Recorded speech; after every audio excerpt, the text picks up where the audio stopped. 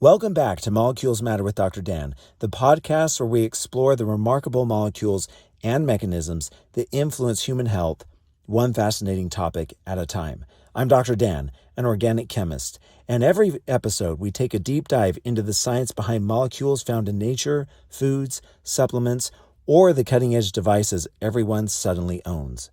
Today's topic isn't a molecule you swallow or inhale. It's a machine. You've seen it in gyms. You've seen it in physical therapy clinics. You've almost certainly seen it on social media, usually with someone standing on a humming metal plate, promising fat loss, lymphatic drainage, and cellulite reduction in 10 minutes a day. That machine is the vibration plate, also called whole body vibration therapy. But here's a question we're actually going to answer today.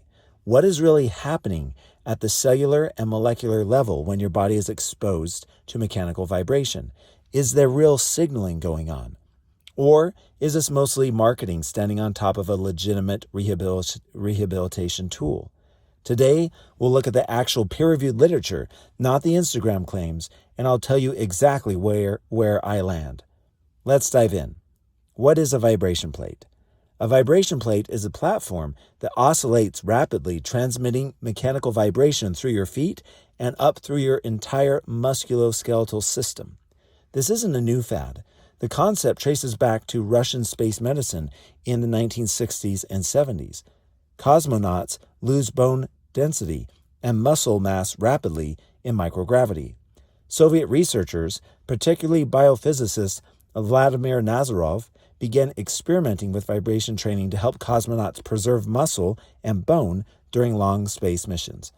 That research eventually made its way into rehabilitation medicine and into elite sports training, and now into your local gym and increasingly your living room.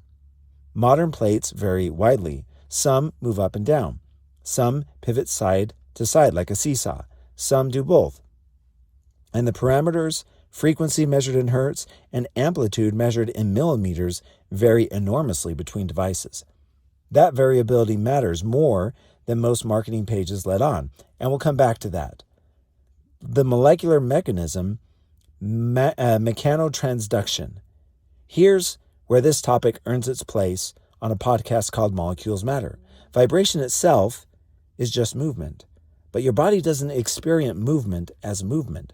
It experiences movement as a signal through a process called mechanotransduction, the conversion of a physical mechanical force into a biochemical cellular response. Your cells contain specialized mechanosensitive ion channels, most notably Piezo1 and Piezo2, discovered relatively recently and significant enough to earn a Nobel Prize in 2021. These channels sit in cell membranes throughout your body, in bone cells, in muscle cells, in the lining of blood vessels. When mechanical force deforms the cell membrane, these channels physically open. That opening allows ions, primarily calcium, to flood into the cell. That calcium influx triggers downstream signaling cascades. In bone, this activates osteocytes, which are the master regulatory cells of bone tissue, which then modulate the WNT beta-catenin signaling pathway, tilting bone remodeling toward formation rather than breakdown. In muscle, mechanical vibration activates something called the tonic vibration reflex. Here's how that works. Vibration rapidly stretches and releases muscle spindles, the sensory receptors that detect change in muscle length. Your nervous system interprets that rapid stretch shortening cycle as a threat to stability, and it responds by reflexively recruiting motor units, involuntarily contracting muscle fibers many times per second. In other words, standing still on a vibrating plate is not passive. Your muscles are actually contracting and relaxing rapidly, whether you intend to or not. This is a real neuromuscular phenomenon, well documented in electromyography studies. What molecules actually get released? Well, muscle contraction, even reflexive contraction from vibration, causes muscle tissue to behave like an endocrine organ. Contracting muscle releases signaling proteins called myokines, including irisin, interleukin-6, insulin insulin-like growth factor 1, or IGF-1, and brain-derived neurotrophic factor, or BDNF. These myokines circulate through the bloodstream and influence metabolism, inflammation, bone remodeling, and even brain function. Vibration also appears to increase local nitric oxide production in blood vessel walls, which promotes vasodilation and increased blood flow to the area. So there is a real molecular cascade here. Mechanical force sensed by piezo channels triggers calcium signaling, which triggers motor unit recruitment and myokine release. That part isn't hype. The question is what that cascade actually does for your health, and how much of it holds up in human clinical trials rather than cell cultures and rodents. So let's now talk about the health benefits of vibration plates. Benefit number 1, muscle strength and neuromuscular activation. This is one of the best supported benefits. Because vibration recruits motor units reflexively, combining vibration exposure with simple exercises like squats, lunges, and static holds appears to increase the training stimulus compared to doing those same exercises on stable ground. Multiple randomized controlled trials, particularly in older adults and clinical rehabilitation populations, show improvements in leg strength and power output. The effect appears strongest when vibration is combined with active movement, not simply standing passively. Passive standing alone produces a much smaller neuromuscular response. Benefit number 2, bone mineral density. This is where the mechanotransduction story gets genuinely interesting. A 2024 systematic review and meta-analysis pooling 13 randomized controlled trials in postmenopausal women with osteoporosis found measurable improvements in bone mineral density at the lumbar spine and femoral neck. Benefits were more consistent in protocols lasting longer than 6 months. The proposed mechanism lines up with what we just discussed: piezo channel activation in osteocytes, favoring bone formation through WNT signaling pathways. Here's an important caveat, though. Effect sizes in these trials are generally modest, not dramatic. Vibration training is not a replacement for standard osteoporosis therapy, weight-bearing exercise, adequate calcium, vitamin D, or protein intake. But as an adjunct, particularly for people who have difficulty performing traditional high-impact bone-loading exercise, the evidence here is more credible than for almost any other claimed benefit. Benefit number 3, balance and fall risk in older adults. Falls are one of the leading causes of injury and loss of independence in older adults. Several trials show that whole-body vibration training improves balance control, sit-to-stand performance, and gait quality in middle-aged and older adults. However, here's where I want to be precise rather than enthusiastic. When researchers looked specifically at whether vibration training reduces actual fall incidence, not just balance test scores, but real falls in the real world, the data is far less convincing. At least one well-designed 10-week trial found no statistically significant reduction in fall incidence compared to a control group. So the pattern here is familiar. Vibration training may improve the underlying physical capacities associated with falling less.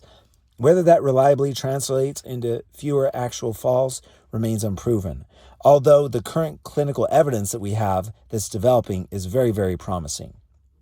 Benefit number 4, circulation and blood flow.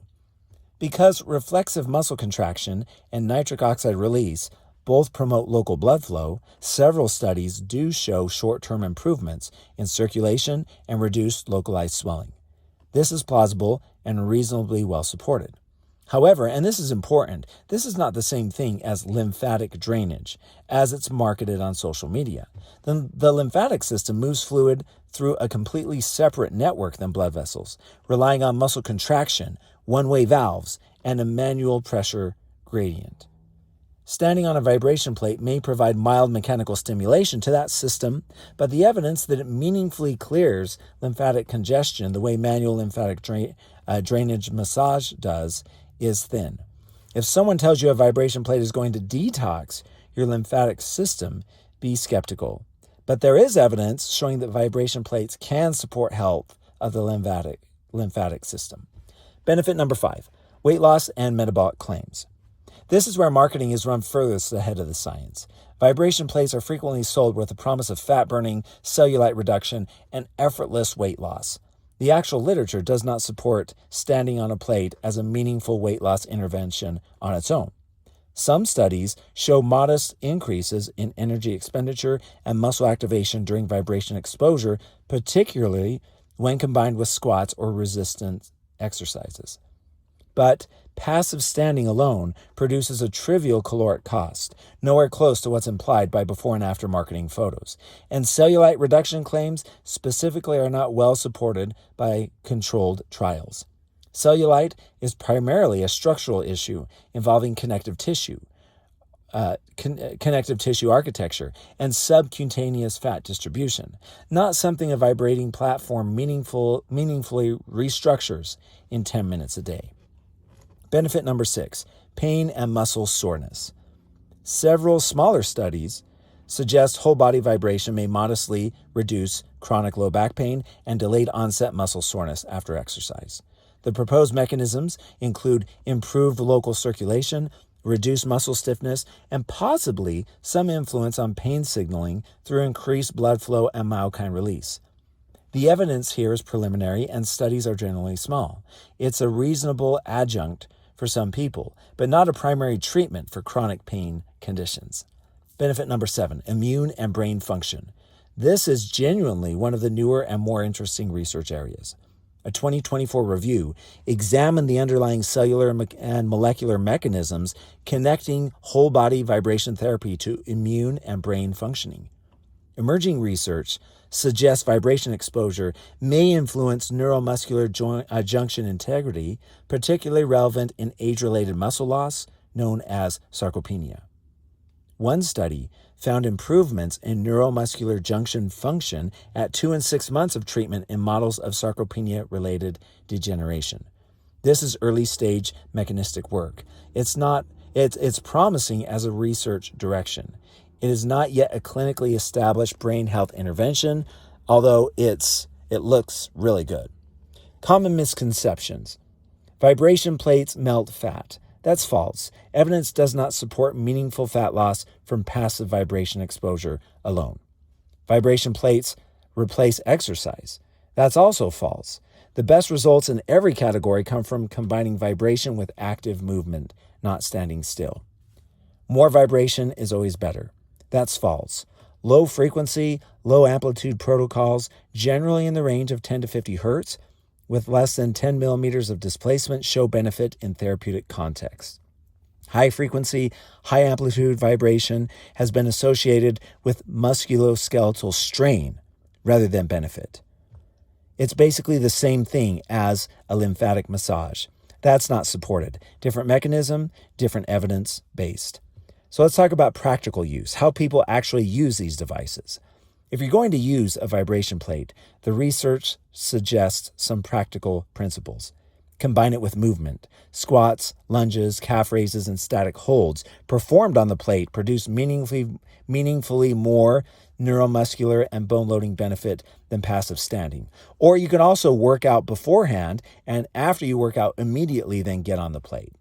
Session lengths in clinical studies commonly range from 10 to 20 minutes, several times per week, often over months rather than days, to see measurable bone or strength changes. Lower frequency and amplitude settings are generally used in older adults and rehabilitation contexts, while athletic training protocols sometimes use higher intensities under supervision. Consistency over months matter far more than any single session. Now let's talk about safety and contraindications. This matters as it's often glossed over in marketing materials. People with implanted pacemakers or other cardiac devices are typically excluded from vibration training in clinical trials and should consult a physician before use. Vibration training is generally not recommended shortly after surgery, with acute fractures, with unstable cardiovascular disease, with retinal conditions, or with a history of blood clots or deep vein thrombosis. Pregnant individuals should consult their physician, as robust safety data specific to pregnancy is limited.